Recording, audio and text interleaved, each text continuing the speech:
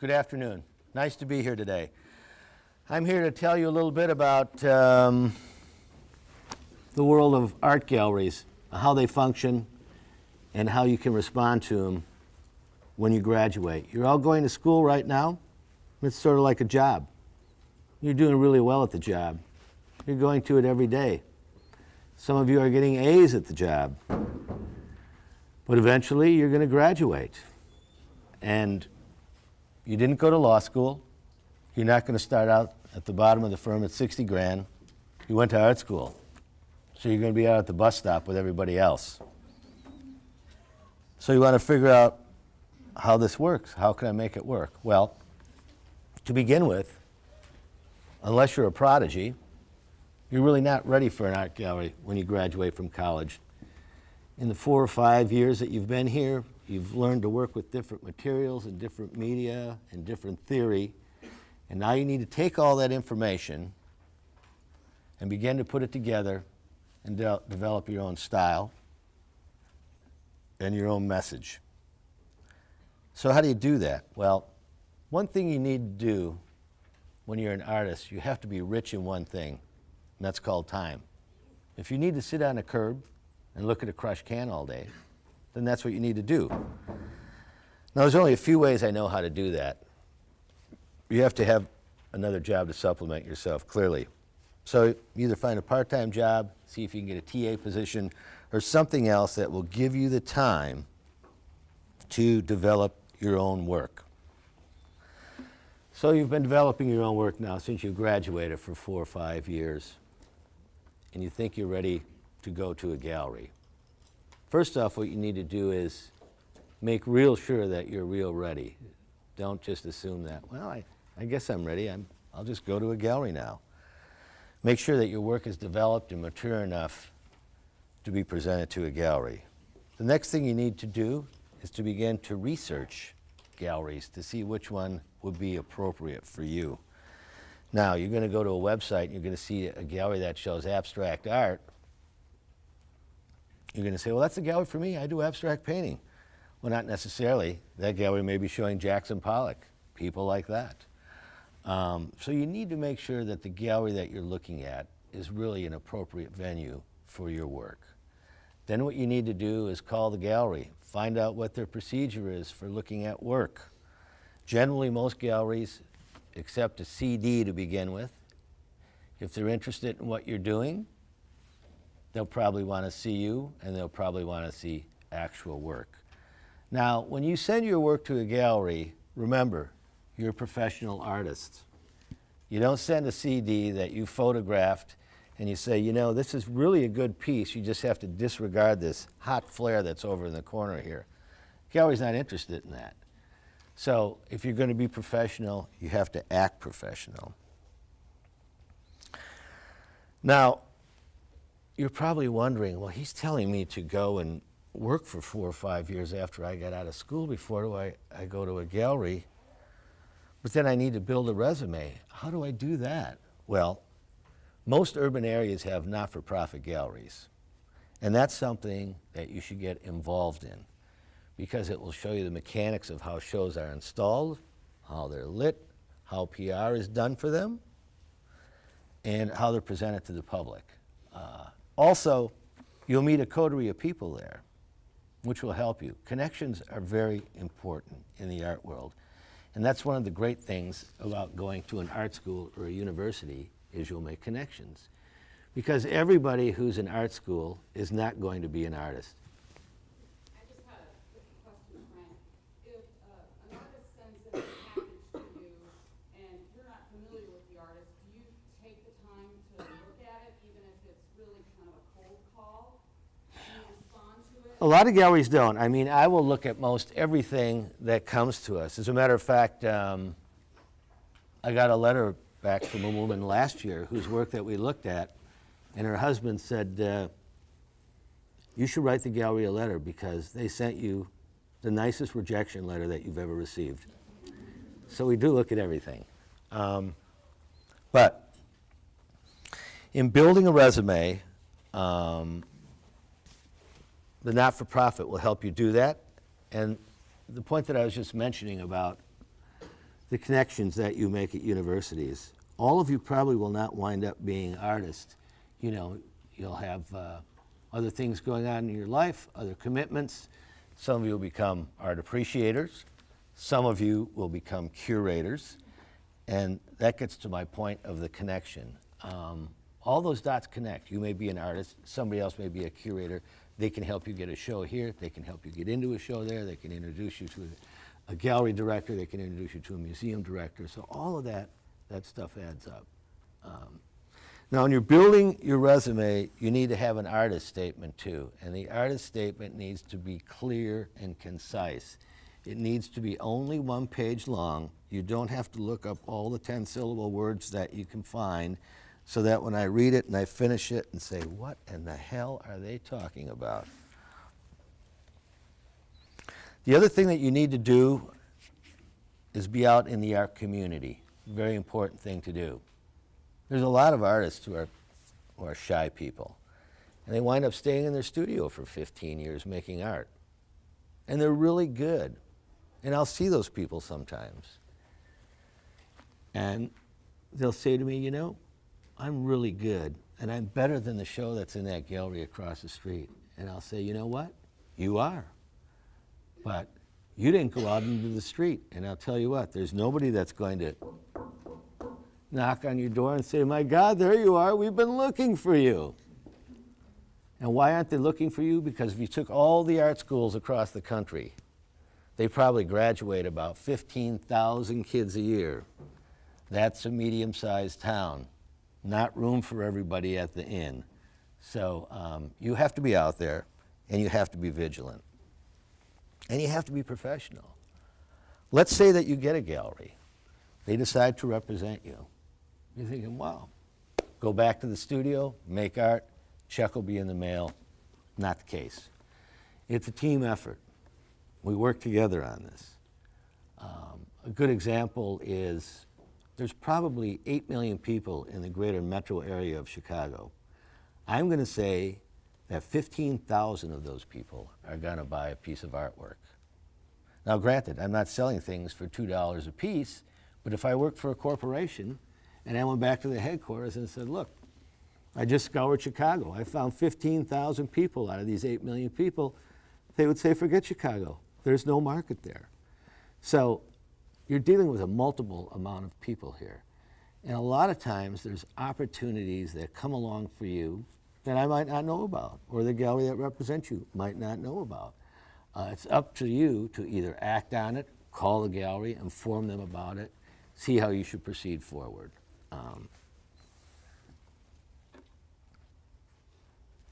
The business of making art is a lifelong deal. In other words, I'm sure a lot of you in the room here are 20 years old, and 30 seems like a long way down the road. But you have to remember, Dubuffet didn't start making art until he was 34. de Kooning didn't have his first show until he was 44. And not too many people would give Louise Nelson the time of day till she was in her mid-50s. So it's a very long haul to get there. You have to remember that. The thing you have to remember about galleries when they represent you is that you'll probably get a show every couple years there. And we do our best to promote it and to sell it, but oftentimes that doesn't happen. So you have to have some sort of a backup position for you to take. You can't just count on selling your artwork to make a living. I mean, every artist says, well, all I want to do is make art. There are very few artists that do that. One of the things that we love about the gallery is turning on new people to art. It's a very exciting thing to do. Now, sometimes people will come in the gallery and say to me, you know, I'm going to buy that painting. Is this artist going to take off? I said, I have no idea if they're going to take off. You're buying a $9,000 painting. There's no auction record, but you're not buying it for that reason. You're buying this piece of art because you love it. And you and whoever else live in the environment the piece of art is in will feed off of this in a spiritual and subliminal way. I can't explain that experience to you. You have to experience it yourself. And on the other hand, you know what? The artist might hit a home run. You know, the couch that you bought for $8,000, not worth anything. Never will be worth anything.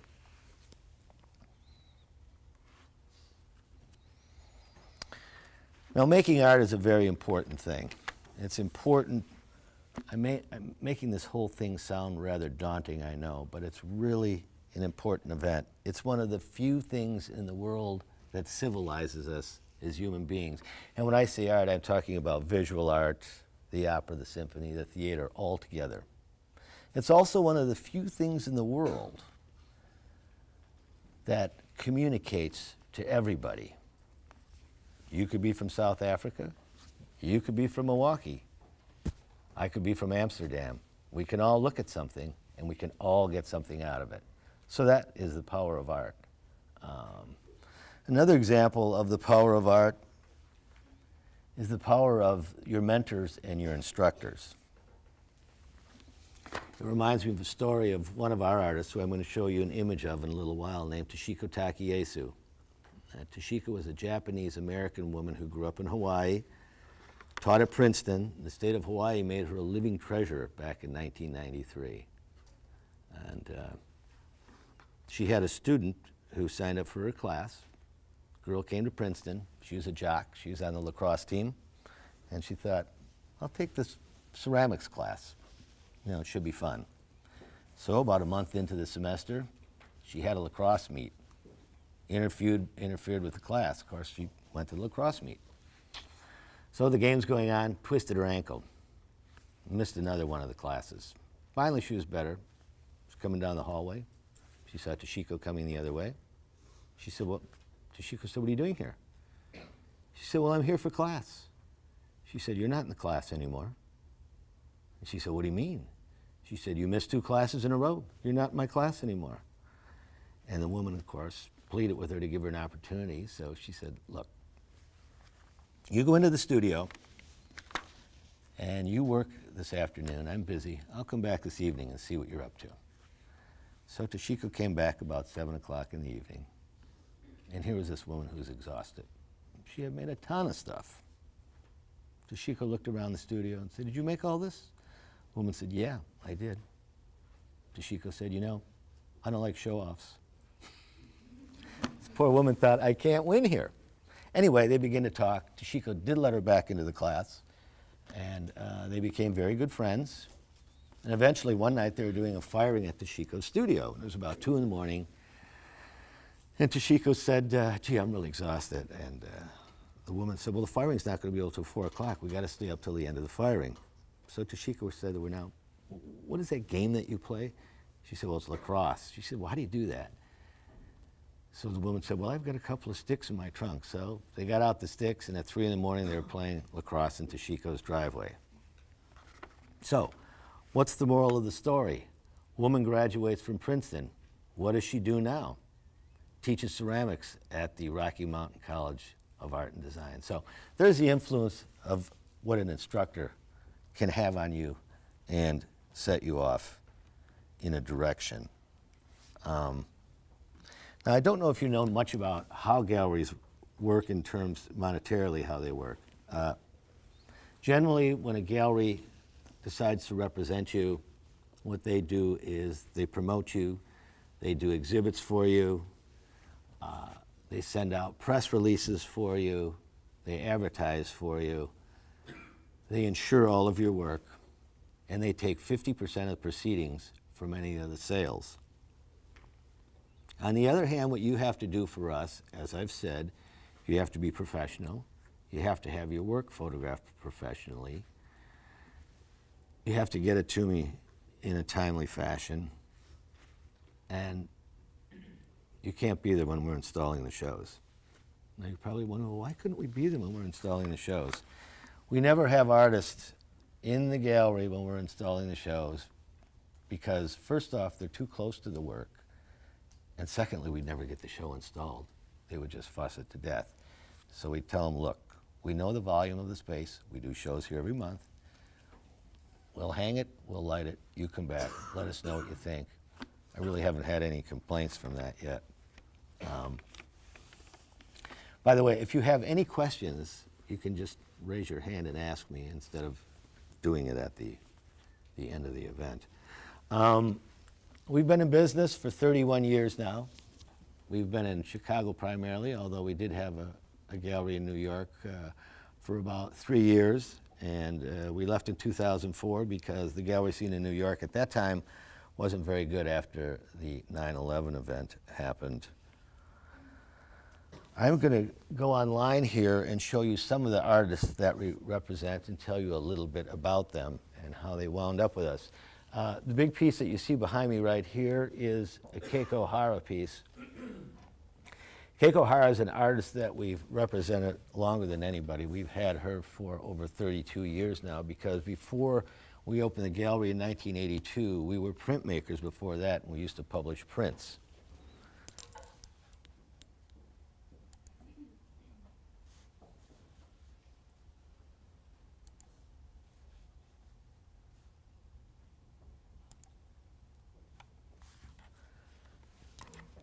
So I'm going to show you a Chicago artist by the name of Barbara Cooper. Barbara Cooper is a fiber artist, although she really likens herself more to a sculptor. Works primarily in wood and veneers, and she does a lot of public sculpture. Bring up another piece of hers. That's called Oculus. Get to her sculpture. Now she's done a large piece for this actually that's being finished up right now for the airport that's in Orlando, Florida. Although that piece is not made out of wood, it's actually fashioned out of stainless steel, but it will be hanging from the ceiling in there.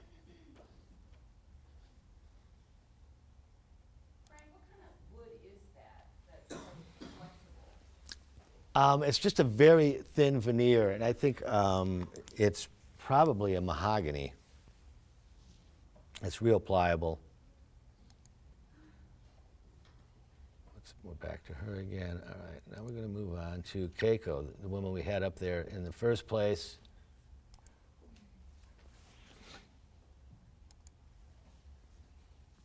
So Keiko was a printer and printmaker primarily. Keiko came to this country when she was 30 years old. She went to art school in Japan, and she got a free scholarship to the University of Mississippi. And she came there for the graduate program, and she wasn't quite sure that was the right place for her. So she asked how long the program took, and they said, well, it's generally 2 years. So she finished it up in about a year. And then she moved to Wisconsin and taught at the University of Wisconsin, and then moved on from there to Whitman College. Now this is a woman who's very, very devoted to her craft. I recall when she moved to Whitman College, they helped her put together a little bit of financing so she could buy herself a house. So she bought a little house, a little bungalow. She called me, she said, you know, I have a house now. I put a studio in the basement. Then she called me about 3 months later. She said, you know, the light's really no good in the basement. I moved to the basement.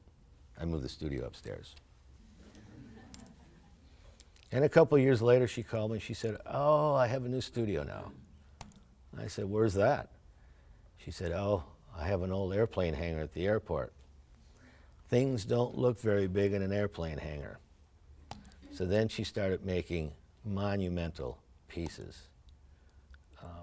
One of which I don't know if we have an image of it here. I guess we don't.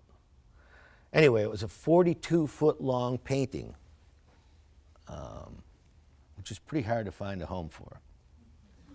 I mean, there are people who have 40-foot long rooms, but they have a door or a window in them. So we were really having a hard time placing it, and it was an incredible piece. She had done an homage to Monet. She had a semester sabbatical. She went to New York. She got herself a studio in Brooklyn. And she got the studio because the guy who owned the real estate knew one of her former students. And the woman who owned the building said, you know, I only rent to people at this rate for if I like their work. So she looked at Keiko's work. She liked the work. And she said, gee, I'm only going to be here 6 months. You think I could live here? She said, no, I don't think so. Of course, she talked her into putting a stove in. She said, you know, there's no bathroom facility here or anything. She said, oh, I just go to the corner Y in the morning, swim there. So every day she would go over to the Museum of Modern Art, sit in front of the Monet water lily painting for about 2 hours, and then go back to her studio. So the painting is an homage to Monet's water lilies. And in the painting is fabric and newsprint and currency from countries all over the world that are collaged into the piece. It was an incredible piece. Finally, I found somebody who wanted the painting. They said, I have to have that painting. They had a house in Palm Springs. So they went out there and they measured and they looked and they measured. And they called me and they said, you know, we can't really get this painting. It's just too big. All right, so that was the end of that. So 2 months later, here again we have the power of art. The woman calls back and said, you know, I can't get this thing out of my mind. I'm going to build a new house for it. So she bought the painting and she's building a house now. All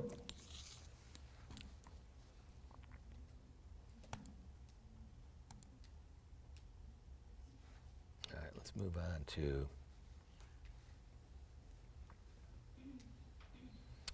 now, I'm talking about making connections with other people, and the next artist I'm going to bring up here,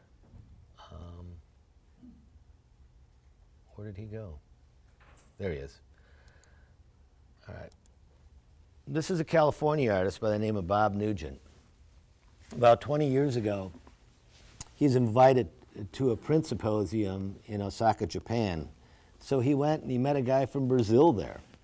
And the guy from Brazil said, why don't you come down to Brazil? So he took him up on his offer. So he's been showing now in Sao Paulo for over 20 years. He does extraordinarily well down there. And here again is a case of connecting with your art community. All of these paintings relate to trips down the Amazon. They're all oil on Belgian linen.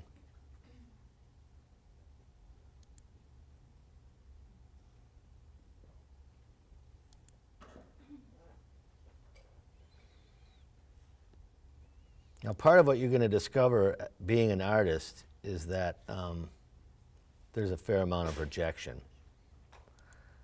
You know, even if you do the absolute right thing, if you take professional photographs, if you research the gallery, you do exactly what you're supposed to do, there's no guarantee that you're going to get into the gallery, because the gallery can only represent so many people at one time effectively. So you have to remember, you can't give up if you get rejected. And most artists succeed if they stay with it, and they have 3 fundamental things happening for them: talent, vision, and this thing I like to call, I don't know why I do this, but I can't stop doing it. And it may take a while, but you will succeed. All right, we're going to move along to another artist here.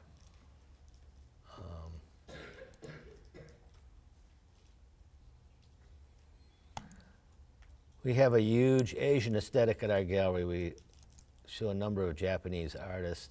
This is one of them who lives in Tokyo. His name is Yutaka Yoshinanga. And these are pieces made out of washi paper. And primarily what he does is, people think these are either collaged or they think they're fabric sewn together. They're just huge sheets of paper that he violently scrubs with pastel, and then he folds them all up, and then he unfolds them. He goes through that process 3 or 4 times to create the piece. And he gets these really vibrant things.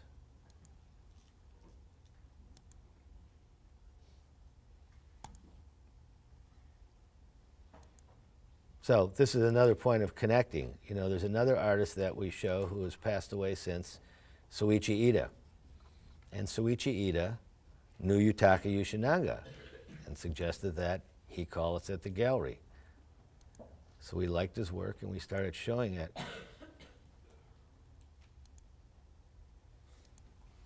So that's him.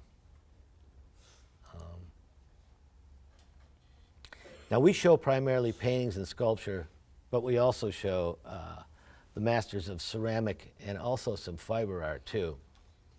A lot of times galleries show one discipline. They either show paintings or they show photography. They don't mix it up too much, although more people are starting to do that now. A lot of times people will come into the gallery and they say, well, gee, you have ceramics here and you've got a painting over there. What's the focus here? And I said, well, you know, the focus is good art. We're not historians here. We don't have to say this is the craft box and this is the fine art box over here. It's all in the same box for us if it's made well. And I'm going to give you an idea of the few of the people that we show here who do ceramics. This is an artist who works primarily in porcelain. He lives in Pittsburgh. His name is Ed Eberly.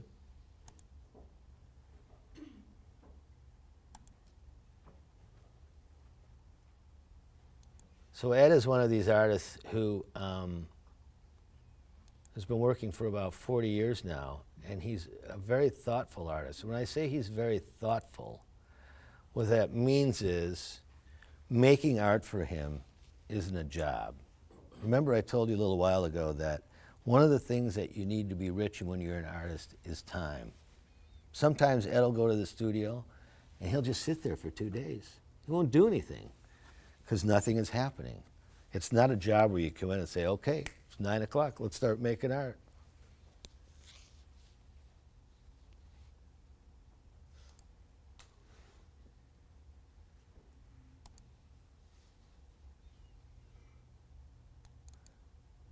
Now this is a Chicago artist who teaches at the Art Institute in Chicago by the name of Gordon Powell. He's a sculptor who works primarily in wood.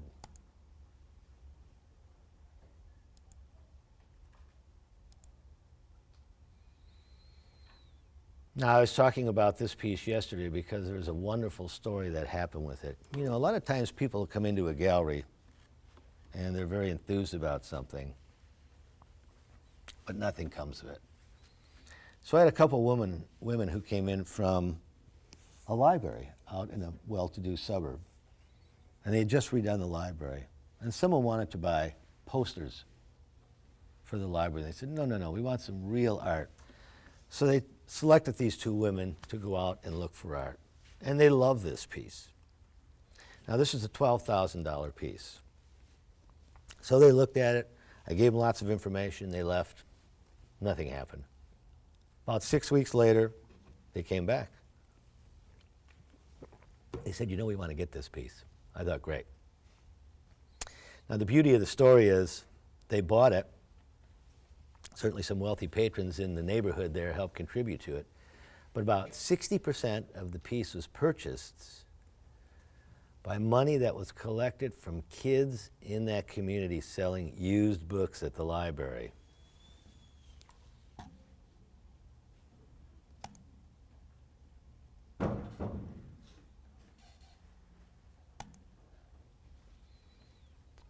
So you're probably wondering how many shows we do a year.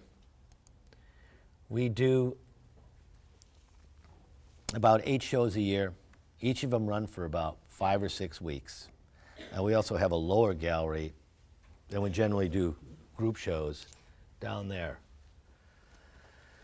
Now, part of our mission as a gallery is to introduce new people. There's a lot of galleries out there who don't do that. Because in the world that we live in, it's a lot easier to sell an okay piece by a well-known artist for $20,000 than an extraordinary piece by Joe Blow for $1,000. And that's just the way human nature is. After 31 years, I have not found any way around that. So a lot of galleries will say, you know, it's just as much work. I just don't want to invest my time in it. I'm not going to make enough on it. Now, we started out as print publishers back in the late 70s, And our mission then was to help unknown artists because they really never got an opportunity. Now, the reason nobody else is doing that is for the reason I just told you. Nobody's interested in unknown artists. But that said, you have to start somewhere. So when we opened the gallery in '82, we still believed that it was important to champion new people because I don't care how great anybody is. If nobody gives them an opportunity, they're not going anywhere. So we mix in new people, generally in the lower gallery, along with the more established people.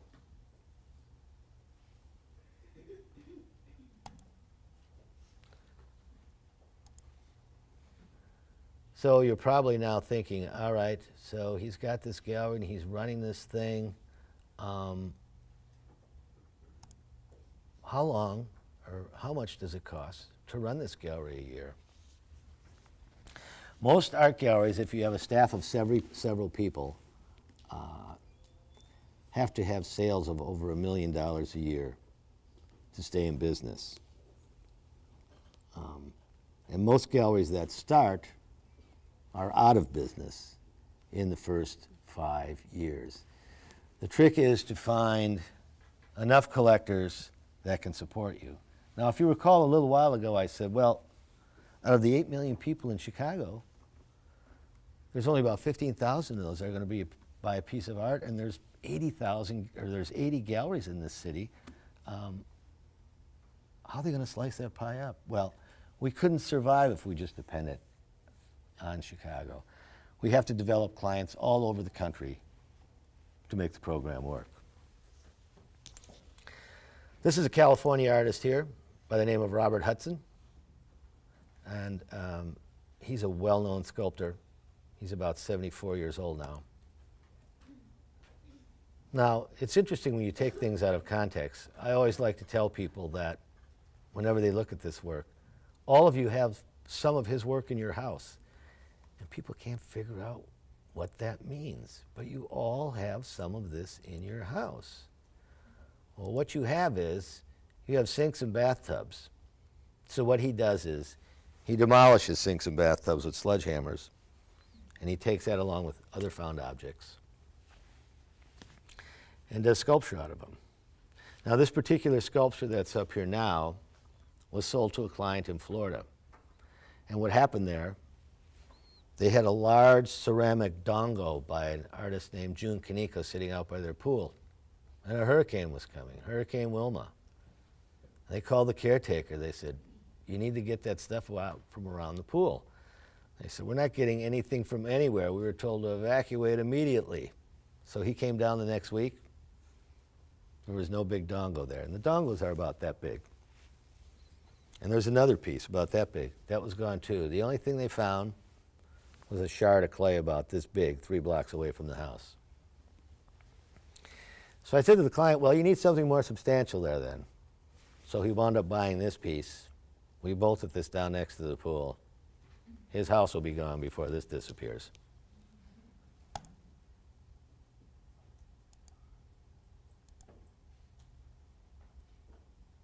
Now, this is part of a show later this year that he's doing about masks and fetishes.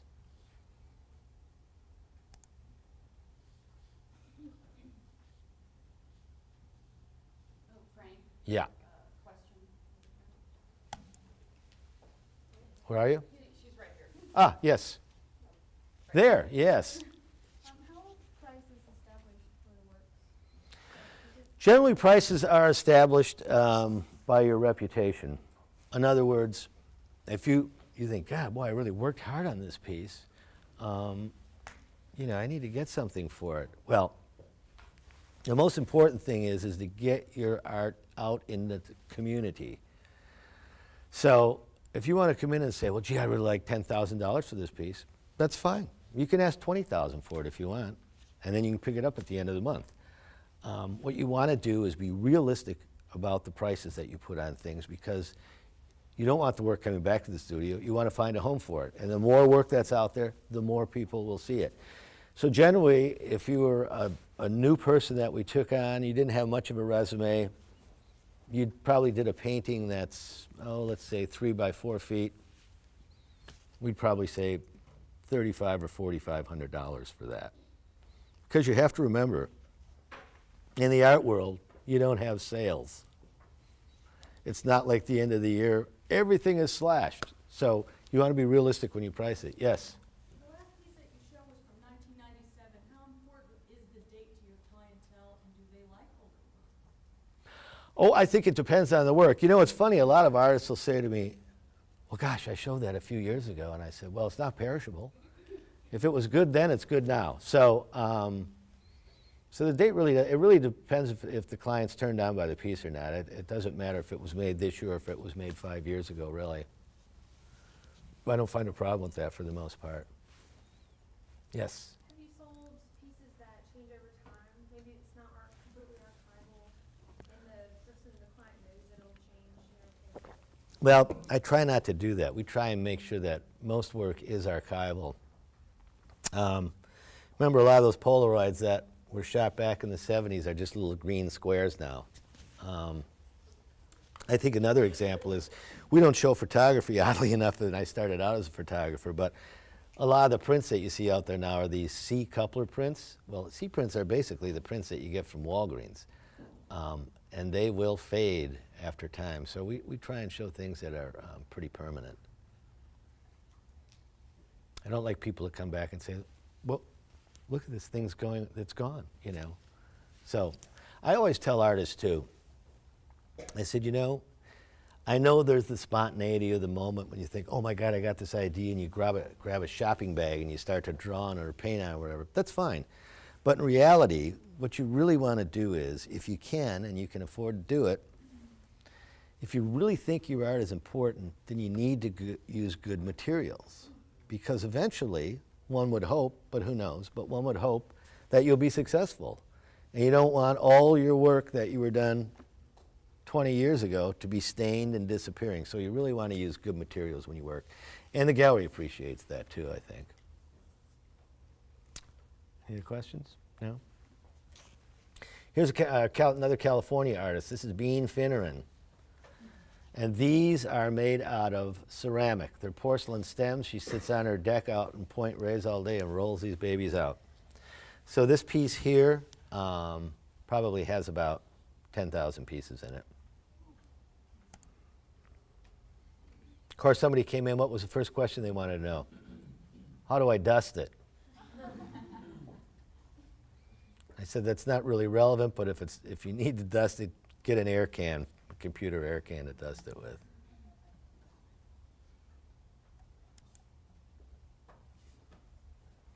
Now, as I said, you know, we don't like artists to come in and sell shows, but there's occasions when we allow that to happen. This would be one of those occasions. I'm not going to sit there with her assistant for 2 days and start sticking all these things in there. We let them do that. All right, let's go to another artist here.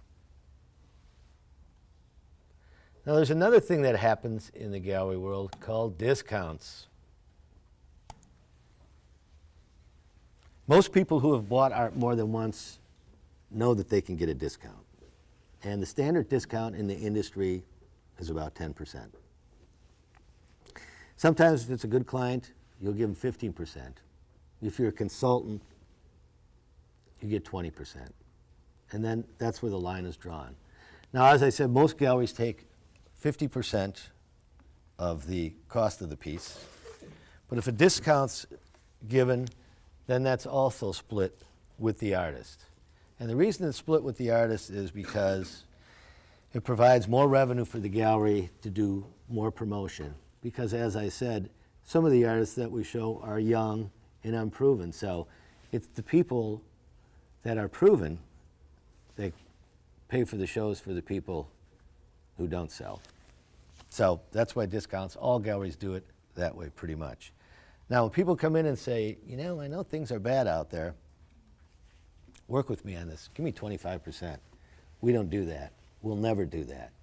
Not fair to the artist, not fair to the gallery, and most importantly, most people who come in and want that kind of a discount are going to come back a few years later when the economy's good, and say, I love that piece. What can you do for me on it?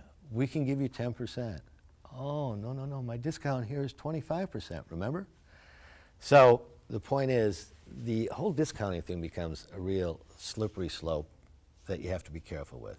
And you want to ask the gallery, if you get a gallery, how they structure that and how they work that whole thing. Now, in terms of shipping art, generally the way it works is artists ship to the gallery, gallery ships back to the artist. So that's one of the costs that incurred by the artist.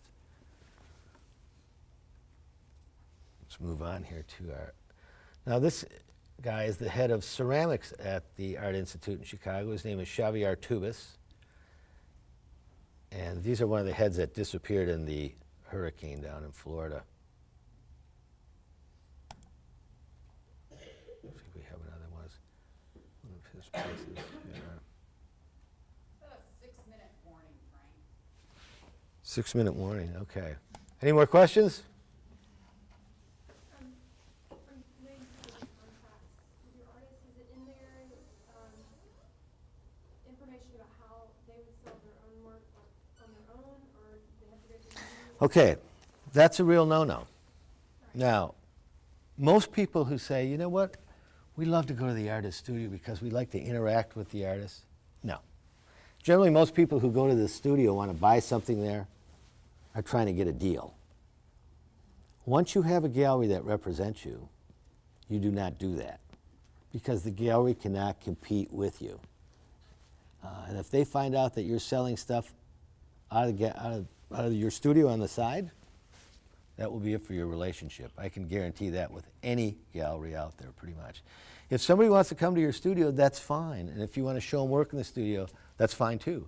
But when it gets to the point when they say, you know what, we want to buy that, then you say, you know what, here's the number, call my dealer. They'll take care of it. I had a situation happen like that last week, where some woman, consultant, came to the artist studio, wanted to buy some stuff, wanted a ginormous discount, and she didn't know how to deal with it. I said, you know, that's what part of our job here. You should have called me in the first place. Well, the woman wound up getting the things. We just had to straighten her out on how the discount thing works, see? But the poor artist was getting completely imploded on this thing. So that's why you have a dealer. That's part of what their job is.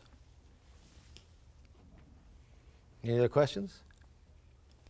Yeah, in reference to that, if you have an artist that you represent that lives in Dallas, and they don't have a gallery in Dallas, and someone comes to your studio in Dallas, then you can sell out of your studio. That's correct. Because you're in a different. That's right. Most galleries have a territory. So in other words, if I represented you, I would probably have your work in the Midwest. If I was a gallery in New York, most galleries in New York want to blanket the whole country. And most galleries in New York, if they represent you, and let's say some gallery in Dallas wants to show you, they'd say, fine, we'll take care of all the logistics. You have to give us 10% of the sale. That's generally the way that works.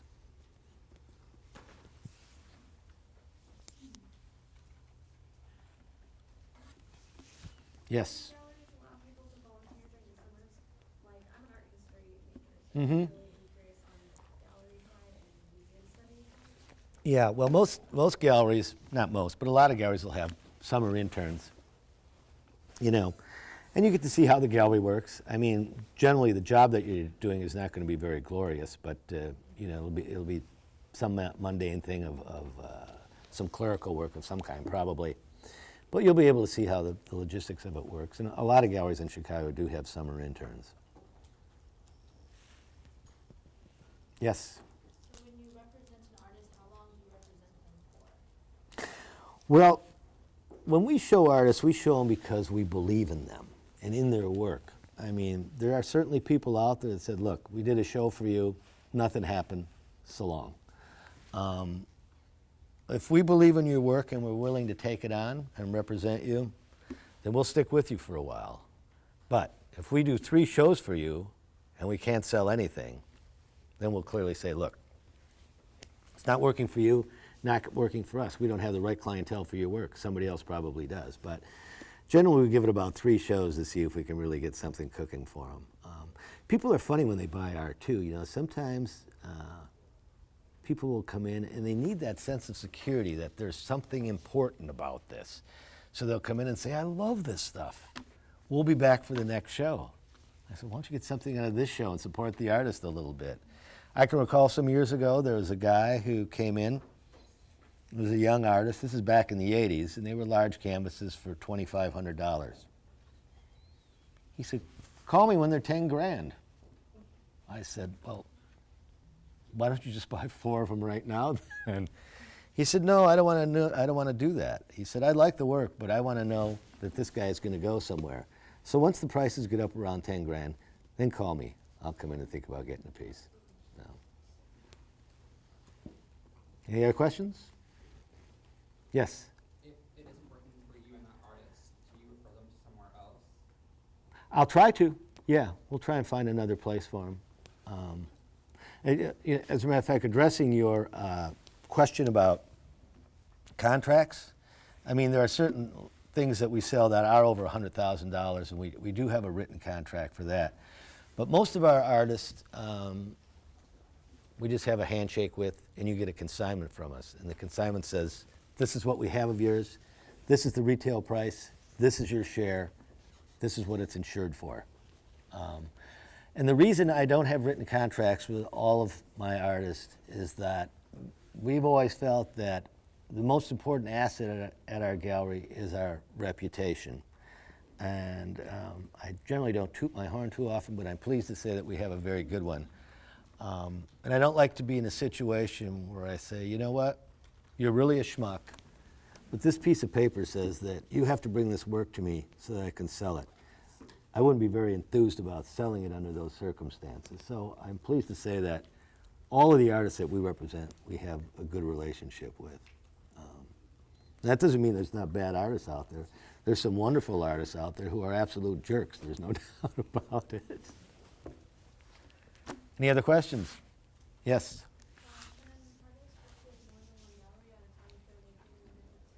Oh, sure. Yeah. I mean, you could have a gallery here. You could have one in San Francisco. I mean, Laura, how many galleries are you in?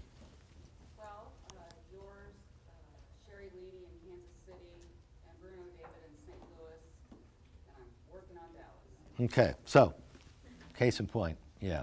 As long as it's not in the immediate area, like in that sort of tri-state area. I mean, St. Louis it's sort of far enough away from us that we don't get too much activity from down there. A little bit, but not much. And quite frankly, if you're going to be a working artist, I mean, some artists will come to me and say, you know what? You got to sell more of my work. I don't want a job. I just want to make art. Well, every artist just wants to make art.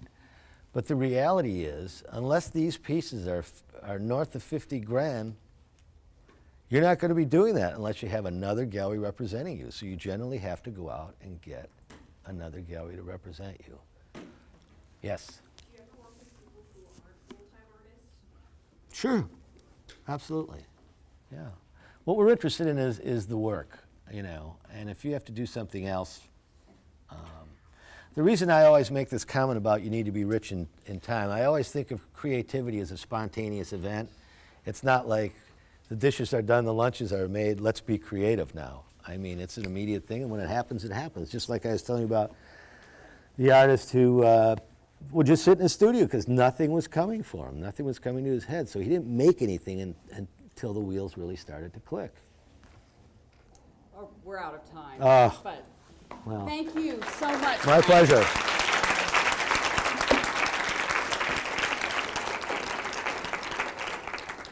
I'll leave you with one thought. Remember, no matter how hard it is, what you're doing is really magical.